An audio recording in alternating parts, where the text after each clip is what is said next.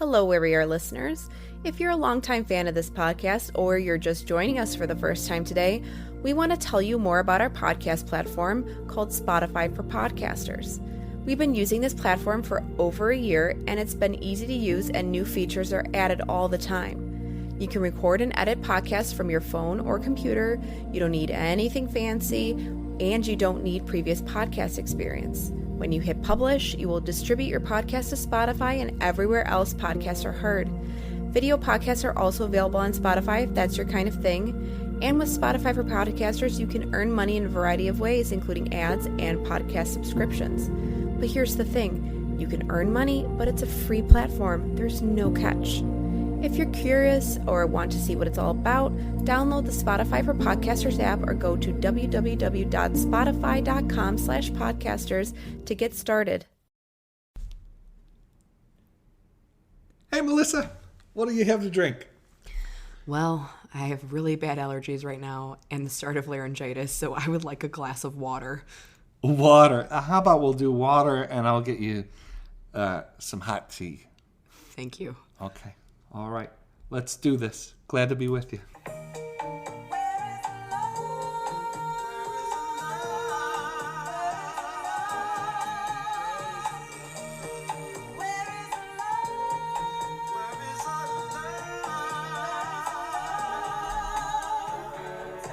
This is Where is the Love? I'm Michael Ware. I'm Melissa Ware.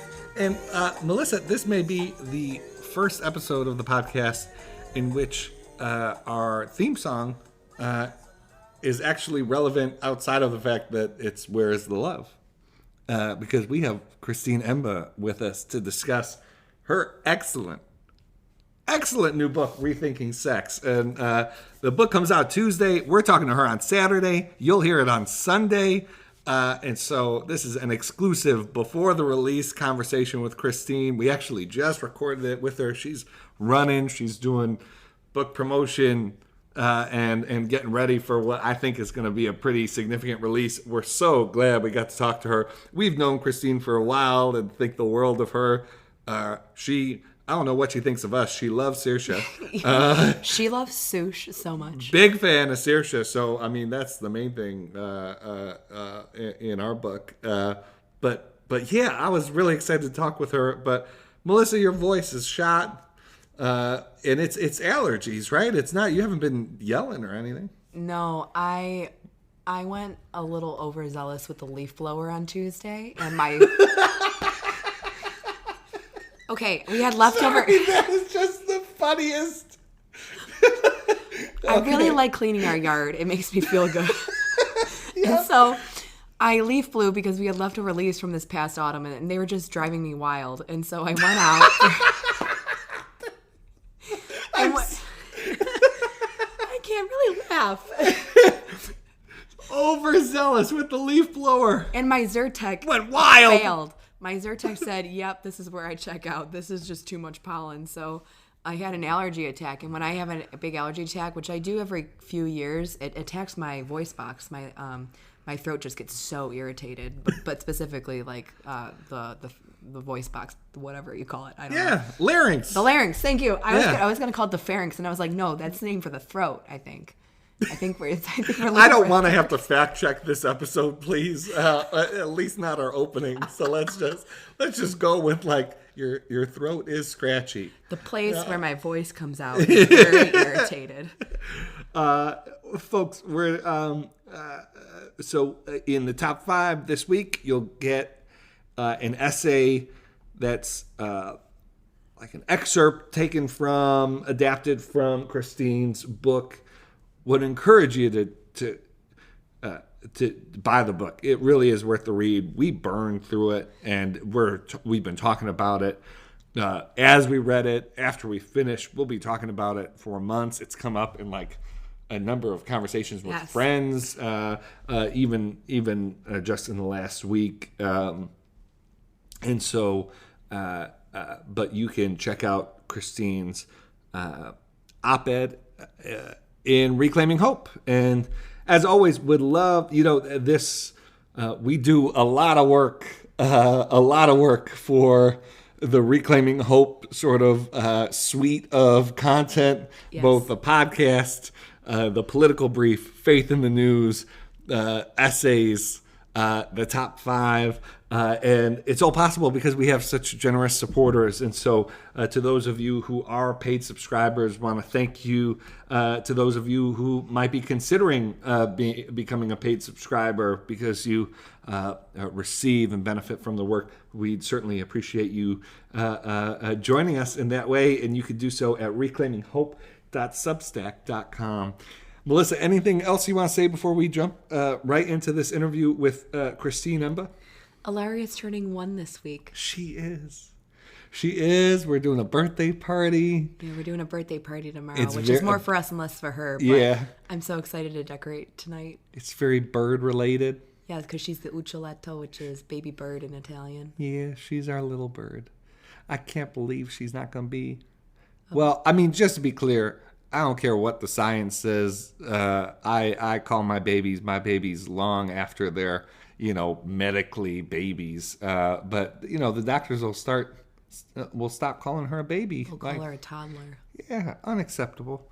But she is just becoming such a doll. I mean, it's just incredible. And then Saoirse was out.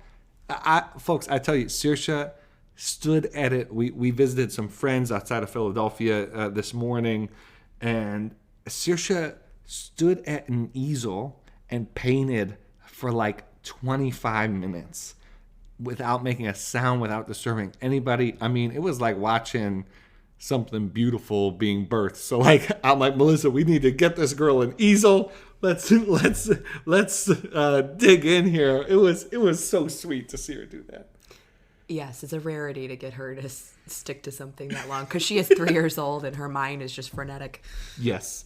So very very exciting week with the girls, and we'll have family coming up tomorrow, and that'll be good. But let's get to this interview with Christine. Christine writes about ideas for the Washington Post's opinion section.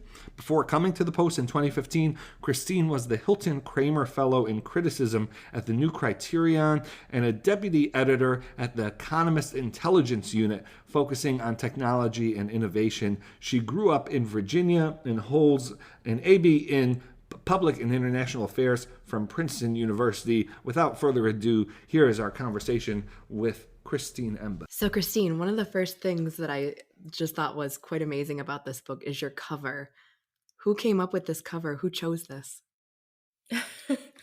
Thanks. I think the book will be controversial in some ways, but so far everyone has liked the cover art, which makes me really happy. It was kind of it was a joint decision. So the process is usually that the publisher will serve you a couple choices and you can say yes or no. Right. And at first they suggested several covers that are kind of in the almost traditional nonfiction style, white with some text and then a little icon that represents the, and I thought those were really boring, frankly. And I wanted something just a little bit more beautiful, frankly. And I love pre-Raphaelite art. And this piece by the artist Frederick Sandys just seemed... I saw this image and it just immediately jumped out to me because the face that this woman is making is just the face of sheer frustration. Yes. That I think many people feel about the sexual culture right now. And the painting is actually called Love's Shadow. And it's of Sandys's wife/muse, but it just seemed both kind of humorous and appropriate to the subject matter. And also, I don't know, a little different than the sort of colorful blob or the sort of plain white that we see everywhere. So I'm glad you liked it. Yeah, no, it was really great. No, It was great. It's definitely eye-catching. And then we just want to start off, with the book. In the introduction, you start off with the sort of what sex ed type course that you had to take, or the orientation class that you had to take when you started college, where they gave you the talk.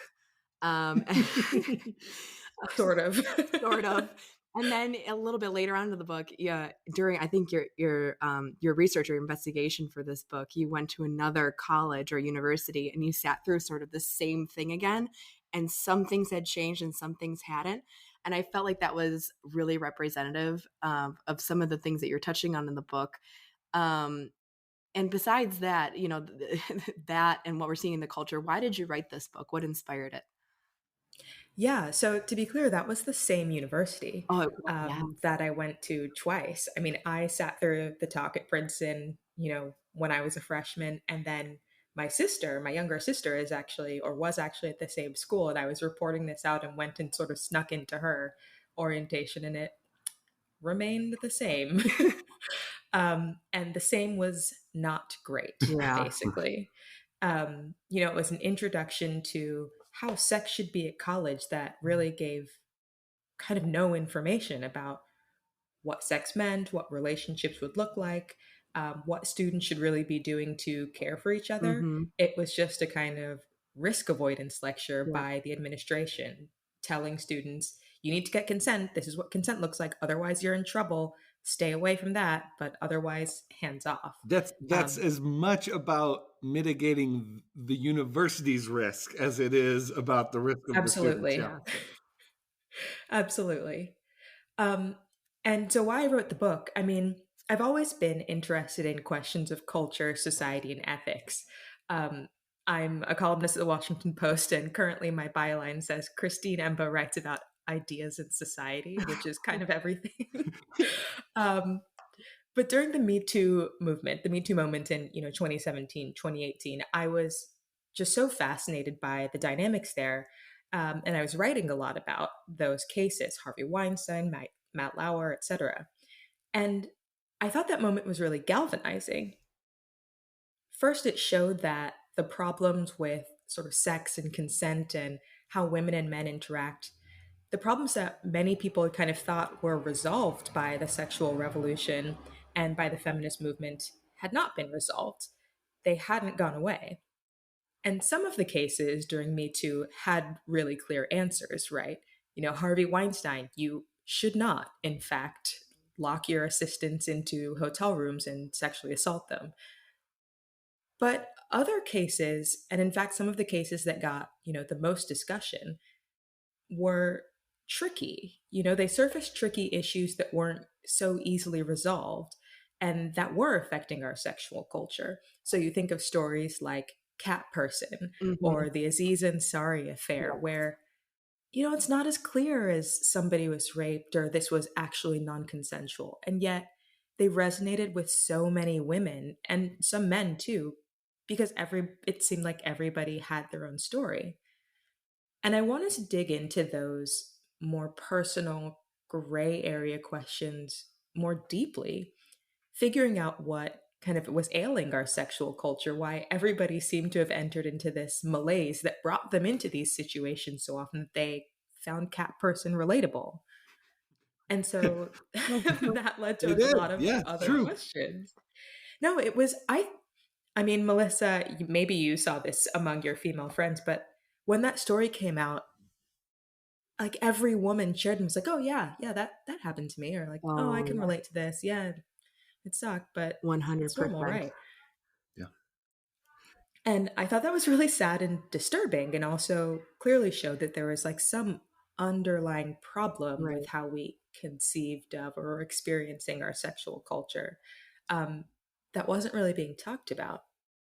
So I wanted to figure out what it was. Basically, what are the assumptions that we were holding that weren't serving us? Where did we think the sexual revolution and the feminist movements should have taken us, and how did that differ from where we had clearly ended up, which is clearly not a good place? Where was consent in all of this? Like, what would that mean? I kind of wanted to move the conversation from, oh, wow, me too. These cases are bad. I feel sad, to, okay, this thing is happening. It feels bad for all of us. What do we do about it? What's the real problem here? Where do we go next? Yeah. No, I one of the things that I loved about the book was that you really brought sort of your journalistic talents to bear, and I felt like that was such an effective sort of entry point or way to approach this conversation, as opposed to a sort of a merely like sort of polemic approach, or just sort of even like a memoir kind of. The interviews are like unbelievable. I mean, just some of them Yes. are quite like breathtaking and heartbreaking, and but uh, I really appreciated uh, all the people that we meet through the book strike you as real people, not sort of like avatars for a particular problem, but the way that even they themselves sort of unpack their predicament is just so helpful in sort of laying out your argument. So talk a bit about sort of your intentions in the way you wrote Rethinking Sex, and sort of the decision to have it sort of driven to a certain extent by these interviews, these conversations you've had with others. Yeah, that's a really great question. And I'm really glad that it resonated with you in that way. That was sort of what I hoped for. Honestly, when I conceived of this project, it was an almost academic question. Like I've been covering these sex tales, the Me Too movement. So, like, how do I figure out what's going on next? Um, but as I started digging into it and talking to people, so many more questions arose. And I was really pulled along just by the conversations I was having. I mean, it started out as an academic question, but what prompted the academic question was the stories that I kept hearing from women and men, friends who I talked to, people who I ran into at parties. Frankly, if you, as a journalist, are writing about sex and you mention that to anyone, what you'll find is that people have so many thoughts and so many confusions, Yeah. and sometimes in fact feel a bit silenced by the culture, like they feel like they don't have space to express their concerns or confusion, because that doing so would make them like a bad feminist, or they wouldn't, it's not progressive to say that you find the sexual culture hurtful. It's kind of uncool to say that you want commitment and love and can't find it.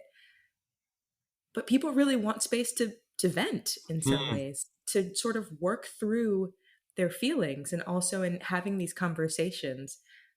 I found that a lot of people had these sort of assumptions about sex, or Yeah. almost stories that they were living by. And then when I would ask them more about it, they were sort of like, I don't I don't know why I do this Hmm. thing that I do. Hmm. I don't know why I said that. So, like, there was this one story, about the woman who I'm talking to, who sort of brags about how she ordered a guy off of Tinder Yes. Right. and like thinks this is really Yes. funny. And then I'm like, is it though? Yeah. And thinking through what she said, because she's never really thought about how she's conceiving of sex and why, she's like, actually, that's kind of terrible now that I think about it. Yeah. Um, and almost this unpacking of the mores that we live under but haven't examined, the assumptions, that the rules that we play by that we hadn't really realized were rules and hadn't really realized were helping or hurting us. The stories were what really made those kind of come alive, and that's where you saw them in action. Yeah. Yeah. I think there are so many, I think, powerful things that you do in this book, but I think the thing that's going to be most striking to folks is the message that's actually on the book jacket, which of course you expand upon in the book, but just the message that like giving people the permission to so the book jacket reads, Christine Emba has a message for women who feel let down by today's sexual culture. You're not crazy. The thing you sense is wrong is wrong. And in that way, like I found this book to be more empowering than so much that sort of like passes itself off as empowering, because it was just like, let's look at like reality. Let's look at the reality of what's playing out. And so how important do you think it was to send to send that message, that sort of permission to take these conversations more public and more out in the open. Because I agree, and Melissa and I have talked about this quite a bit. I completely agree with you. There's like this hesitancy to acknowledge people's feelings, which is so odd because we have such like a feeling oriented culture, such a therapeutic culture, and yet this is one area where people are sort of inhibited from accessing their feelings. So yeah, just talk about that message on the book jacket and why you thought that was a important message to send. Yeah, well, I think honesty is really important if you want to create change, basically. I mean, one of the galvanizing things about the Me Too movement, Church Too, all of these movements is that people suddenly started telling the truth about their experiences. Yeah. And by one person, saying this, look, I'm going to admit it, this is a thing that happened to me, that allowed more people to enter the conversation and say, oh, this happened to me too, this happened. What do we do to change this? And I think, especially with sex, in in kind of the sort of secular milieu that most of us live and swim in, even if those aren't our beliefs, there's almost a set of rules around how we talk about sex, what we're allowed to say as a woman or a man, to be sort of good modern people, to be Mm. seen as progressive or smart. Yeah. There are so many cases, I think, where women especially, there's this pressure to be, you have to be empowered and agential. And so if you say that, you know, you want to be cared for, or you don't love having sex with strangers, or like experimenting with all sorts of kinks doesn't actually make you happy, it you almost get the feeling that you're letting the side down somehow, Yeah. that you're not being Yeah. a good modern. Mm-hmm. Or, we've embraced a culture of sort of almost liberal individualism and autonomy, where the highest good, we all have sort of agreed under this kind of marketized sphere, is to be your own person, to be totally autonomous, not responsible for anyone else, and that this is great. Actually, we should all be chasing after this. So to say, no, wait, I want to be embedded in a community, like, actually, I want to care about people and have them care about me. Being totally autonomous is, in fact, lonely, feels a little bit taboo. It's like Mm-hmm. saying, it's like you're rejecting this whole structure Yeah. Yes. that we live in. But I think that being honest about reality is the way that we can then have a conversation about it. Mm. I was trying to, this is kind of what I meant by a provocation. It's, not that I'm trying to go out and make people upset necessarily, but to push us towards having these honest conversations about what our sexual culture looks like versus what we actually want, Mm. who we are as people, what we really believe sex means. Because then you can actually build something on the truth, that you've finally made visible. Yeah. And also, I want people to feel less alone. Yes. Yes. that's that's a big part of it too. I mean, it's I think it's really hard for women, and many of the women I talked to who said, I feel, really uncomfortable with the way things are going, but I feel like I can't tell anyone Mm.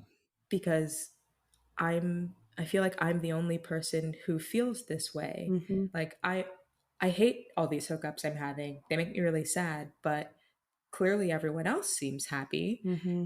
And Mm. it's the kind of mass delusion because no one else is happy either. Yes. Yeah. Mm-hmm. So giving people the freedom to say what they think, they can find other people who they can talk to, who might agree with them actually, Yeah. who they can then work with to create something different.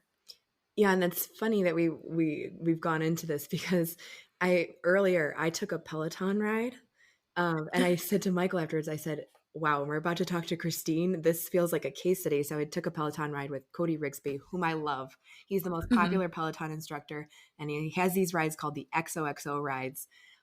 He's done them about 5 times now, and I've taken all of them. They're 30 minutes long, and about 15 minutes in, he goes through his fans' questions that they pose on Instagram, and they're usually relationship questions. Mm-hmm. And the questions that are asked at first, the first couple of rides, I thought, oh, people are just, asking these jokingly. And then after a while, and this latest one, I'm like, people are really serious. They're really looking for answers. This loneliness issue, the assumption issue, the is anybody else feeling like this issue? But then the answers that Cody is giving is just an even digger dive into all of the issues that you're talking about in this book, of the sort of perpetuation of certain kinds of messaging to women, especially around sex and how much you should have it and how often and how good it should feel, and it should be all about you, and like this individualism issue. So it was so interesting taking this earlier, thinking, wow, everybody needs to read Christine's book. Oh, I gotta check this out. Yeah, that's the message I want to hear. Sure. Yeah. Not the sex stuff, just the read my book stuff. Yes. So chapter 6, after Michael and I read the book, we thought chapter 6 was an incisive chapter.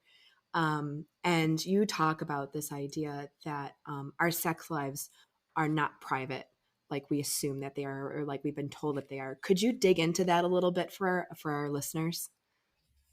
Yeah, that chapter I found quite complicated to write, actually, because it does talk about, it's kind of a rangy one. Right. Basically, in that chapter, I'm arguing that I'm pushing back against, again, this sort of like often stated, this is not actually a quiet norm, but one that you hear again and again, that, what two consenting adults do is nobody's business. If you don't like the sex I'm having, like, just don't have it. Right. This has nothing, my activities have nothing to do with you. And I actually don't think that that's true. Mm-hmm. I think that that's a false assumption in many ways. That makes it harder for us to critique and correct the larger culture. I mean, I think that privacy is important. Mm-hmm. I'm not necessarily saying that we should Right. go backwards in some way to a sort of like corner marketplace, Mm-hmm. like judging of everybody's affairs. You talk about in the book a sort of medieval sort of marital sort of wedding night ceremonies. Right, So a betting we are ceremony. taking that off. We are taking that off the table. To be yes, clear, to I be do clear. not think that your parents should be forced to watch you consummate your marriage. Yes. Yes. But I also don't think that it's true that everything that you do by yourself is automatically private and personal and doesn't have any outflows. I think that we're social creatures, right? Whether we want to admit to it or not, we live in community with others. Sex is something that actually, creates communities. It literally pulls people together. And the things that we enact in our bedrooms, the assumptions that we hold, they do reach other people. The way that we act together sort of shapes, the sexual marketplace in some ways. The experiences or ideas that we hold and then reenact or enact with other people, that shapes their experience. And then they go on to, be with or meet other people, and that shapes other experiences. And I just think, I find that this statement the statement that, privacy is everything and, I am my own person, just is both false and kind of harmful. Because moving on to actually another chapter, but related, I talk about the influence of, dating apps. Yeah. Yeah. Which is a whole thing. Yeah. One of the things that's, great about dating apps, you can meet a lot of people. But one of the things that people find kind of awful about dating apps is that you're a stranger, you're meeting another stranger. Because you have no sort of social ties or connections, they don't feel any responsibility or accountability for their behavior towards you. Yeah. Because, no one else is going to find out. And that often leads to far worse experiences for people. And so privacy is in some ways unhelpful there. Yes. No, But I then thought that was such. Mhm. I had not thought about that before. Your insight that sort of eh, when sort of dating relationships took place in communities, like there was a sense that like, oh, if you wrong this person, like your friends will find out, like people in the community will find out, and you will be judged for how you how you treat that person. And you even like say, even in the college environment, like if you were dating someone who on campus, like there, yes, it was like weakened to an extent, but there was still that sort of social expectation, pressure, accountability there. But yeah, I just thought it was so interesting to think that yeah, on these apps, that it's isolated. It can be like the story that you talk about in that chapter. It can be sort of almost instantaneous. So yeah, I thought that was really interesting. Yeah. And I mean, the thing about these social structures that we kind of used to be more embedded in when you would meet someone through your church or your friends or at school is sometimes that could feel oppressive. Like everybody knows that you like went on a Mhm. date with this person and they ask you about it. Those were in some ways webs of care, Yeah. like people were looking out for you and you had recourse. You could find someone to complain to Yes. if Mhm. somebody was treating you really poorly, if, other women needed to watch out for this guy because he was a bad guy. Mhm. And when you don't have those webs, when we cut ourselves off entirely, that often leads to, again, less ability to, you know, correct the culture, less ability to call out or name bad behaviors. And that's not actually helping a lot of people. Christine, I really desperately wanted to get through this interview without raising this, but we have to talk about the West Elm I guy. knew you were gonna. I knew Oh it. my gosh. We did not discuss West Elm, Caleb, before this interview, and I knew Michael. I could see the wheels turning. We need to, I mean, right, like We need to talk about West that's Elm. exactly what that's exactly what you're talking about here. And what was so interesting is like um there was this it wasn't stated out loud, but sort of what organically came out of that was like people saying like having to build their own sort of social network built around this dude. And Right. like some kind of accountability structure.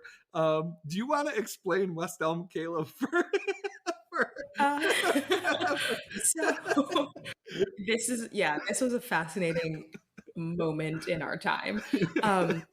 But basically, in New York, apparently there's this guy, notably handsome, 6'4", had a mustache, and worked at West Elm. And he was on the dating apps.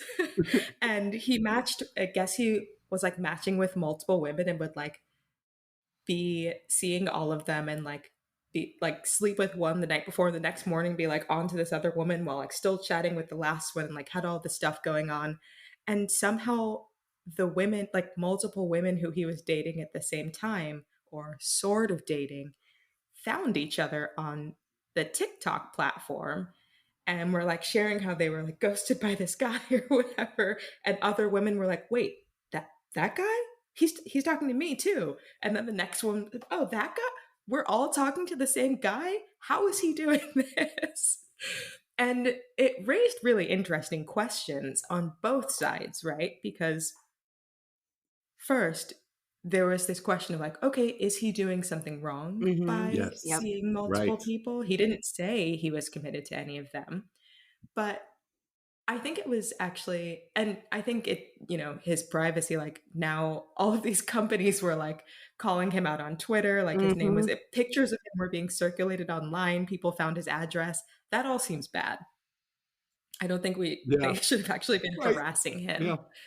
But it was also interesting that having this network and like talking about the activities of this person, like what people defined as right, mistreatment, yes, allowed us to talk about, okay, is this wrong? yes, Like, are the behaviors that he's engaging in bad? Do we find those acceptable, sort of either as a society or as a group of 30 to 40 women in Manhattan? Like, is this something that we should accept? yes, Um, and that conversation, I think, doesn't really happen unless there are more people involved. yeah, And also, that's a conversation that is bigger than a consent question, Yes. right? Like there's a difference between, yeah, if everybody said West Elm Caleb sexually assaulted me, that's a clear cut case. Yes. But this person, hurt me, like used me in some way, like it wasn't illegal what he did or anything, but it still seems wrong. Mm, What do we do with that? I think those are still valuable questions to ask. yeah. Yeah. So tell us a bit about sort of in the last two chapters, the the ethic that you're sort of putting forward, or at least sort of the sort of framing questions that you think could uh, uh, could drive this new ethic. And I'll sort of ask my follow-up question before I let you answer the first question, which is, I, I was reading, and I was interested in, about how you viewed this project. Sort of, is this project sort of Christine Emba's ideal uh, sort of uh, um, uh, cultural approach to these questions, or is this sort of Christine Emba's solution for like what what is culturally plausible? Um, uh, in other words, if you could wave a wand, is what you lay out in the last two chapters the sort of approach everyone would have, or is what you lay out like what you think is um, uh, like an aspirational but like attainable given current like cultural presumptions? So what's the ethic, and then what are you trying to do in those last two chapters? That's a deep one. Um, so how do I get to the ethic? Well, we'll start from what I think is not an ethic. One of the threads that weaves throughout the entire book is a critique of consent culture, Mm-hmm. which is consent as the only standard by which we can judge whether sex was wrong or not.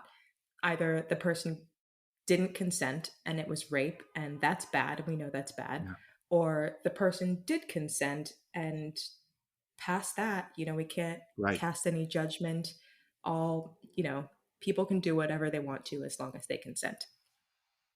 And I argue that consent is a necessary floor for sex. Like, obviously, you have to have consent, but it's not a ceiling. It's a terrible ceiling.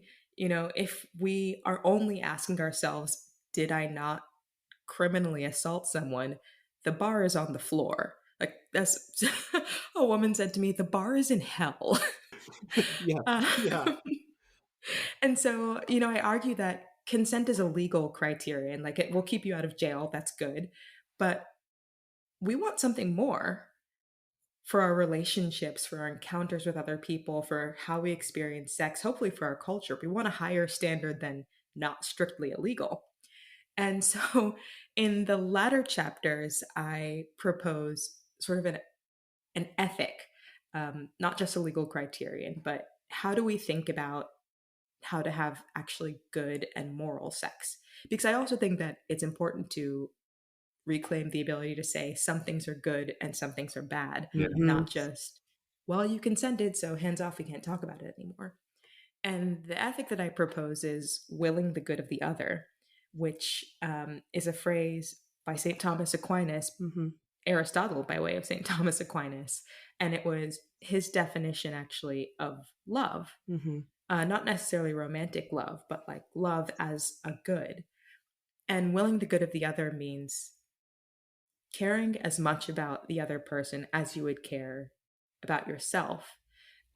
But I think it's actually more than just kind of the golden rule, although clearly, empathy, etc., is part of that. It also suggests that you have to know what the good is, Mm. um, and seek what the good would be for a person. Mm. So that then has further implications. How do you know what the good is for a person or even yourself? Like, you might have to know them, actually. If you're in a state where you've been drinking, or something else is going on, maybe you're not in the position to be really seeking the good of the other person, Right. in which case you should refrain Right. from having sex. It calls for responsibility, to ourselves and to others. It calls for a baseline of care, of love. Mm. And I think that is that is my ideal. Um, and I would say it's an ideal, it's an ethic, it's something to aspire to. Mm. And I don't necessarily think that people will reach that in every, encounter that they have. Sure. But I think even if you're trying to do that Mm. and you Yeah. fail, you're already like several steps ahead Right. Yeah. from where we are now. We're not even trying. We're just like trying not to go to jail, basically. Yeah. No, there's a, I think, uh, Dallas Willard is an important person for me. And in his book, Divine Conspiracy, on the first 3 pages, he opens up with a story that this psychologist by the name of Robert Coles tells. Robert Coles was a psychologist who studied children and sort of their moral worlds and decision making. And he taught an ethics class at Harvard. And there's a female student who had an awful time in his class, and they had a sort of exit interview at the end of the semester.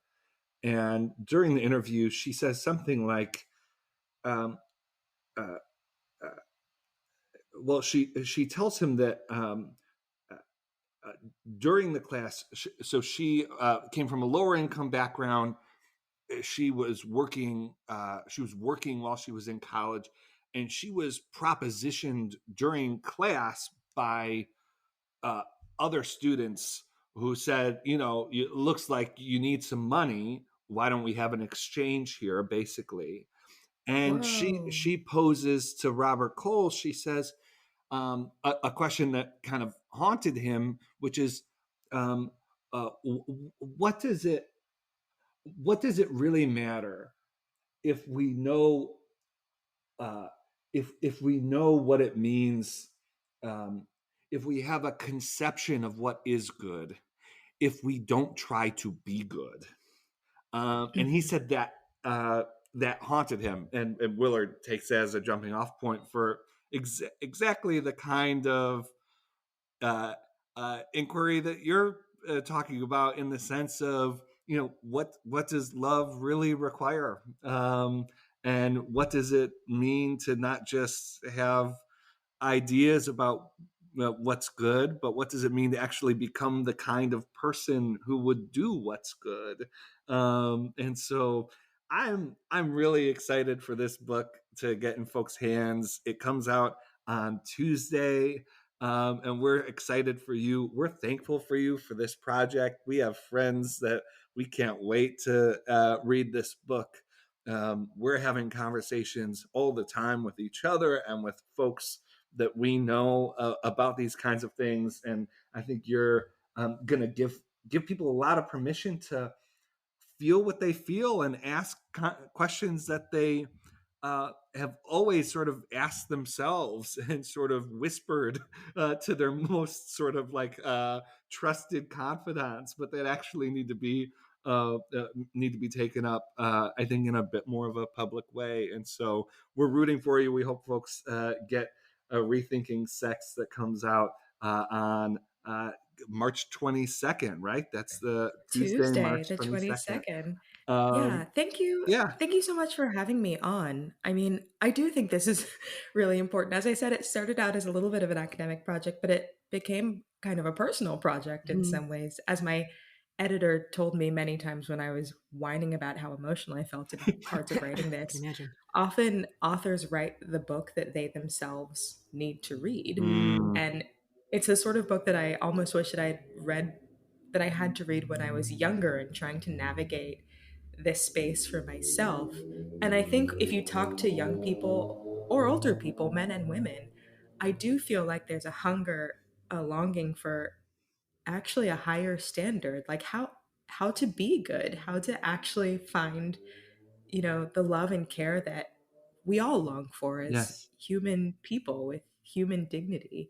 How do we flourish? And so I hope this starts a conversation Yeah. about that. And I'm really thankful for you guys for bringing me on to discuss it with you. Yeah. This was really fun. Yeah. Christine, I have a vision, and it's in 10 years, you're going to return to Princeton, and the class will have Hot. been Yes. obliterated, and it'll just be folks put in a room to read your book.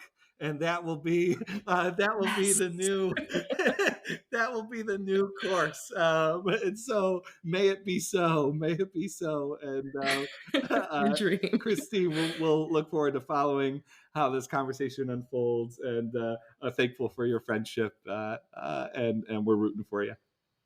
Thanks. Talk to you later, guys. Thank you.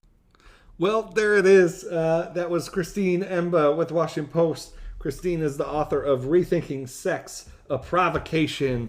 The book comes out this Tuesday, March 22nd. You can get it everywhere where they sell books. And we encourage you to check out this work. Melissa isn't...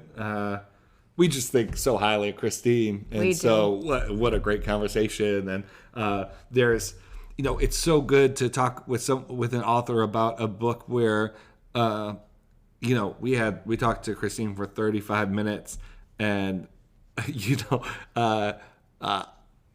our desire to talk with her and ask different questions only grew as we got into the conversation. That's when you're dealing with a book that's gonna really, I think, open up conversation and really make an impact. That's right. I think anybody who is currently dating, has dated in the most recent past, is thinking about that. I think you'll highly, highly relate to this book, or see yourself in this book in some ways, and the different people that Christine interviews. Yeah, no, it was a really important conversation. We hope to have more like it, but until then, this has been Where's the Love? We'll see you next time. Bye. Pathetic.